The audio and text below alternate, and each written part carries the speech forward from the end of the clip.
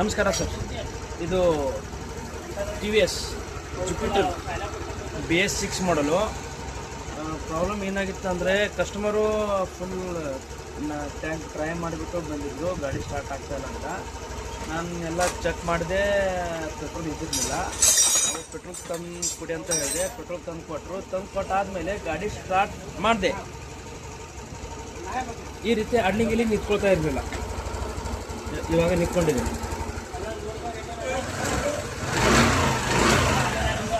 ಇವಾಗ ಕಸ್ಟಮರ್ ಕೂಡ ಹೇಳ್ತಾ ಇದ್ರು, ಏನಿಲ್ಲ ನಾನು ಹಂಪ್ಸ್ ಅಂದರೆ ರೋಡ್ ಬ್ರೇಕ್ ಜಂಪ್ ಮಾಡಿದರೆ ಗಾಡಿ ನಂದು ಬಂದ್ ಆಗ್ತಾಯಿತ್ತು, ಮತ್ತು ಸ್ಟಾರ್ಟ್ ಮಾಡಬೇಕಾಗ್ತಾಯಿತ್ತು, ಮತ್ತು ಎಕ್ಸಿಲೇಟ್ರ್ ಬಿಟ್ಟರೆ ಕೂಡ ಬಂದ್ ಆಗ್ತಾಯಿತ್ತು ಅಂತ ಹೇಳ್ತಾಯಿದ್ರು. ಇವಾಗ ನಾನು ಜನರಲ್ ಚೆಕಪ್ ಮಾಡಿದೆ, ಟೋಟಲ್ ಬಾಡಿ ಕ್ಲೀನ್ ಮಾಡಿಕೊಂಡೆ. ಆಮೇಲೆ ಹಾಲ್ ಸೆಟ್ಟಿಂಗ್ ಮಾಡಿಕೊಂಡೆ. ಹಾಲ್ ಸೆಟ್ಟಿಂಗು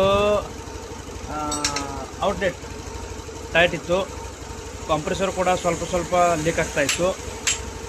ಅದನ್ನು ಹಾಲ್ ಟೈಟ್ ಮಾಡ್ಕೊಂಡ ತಕ್ಷಣ ಇವಾಗ ಗಾಡಿ ಪರ್ಫೆಕ್ಟ್ ಆಗಿದೆ.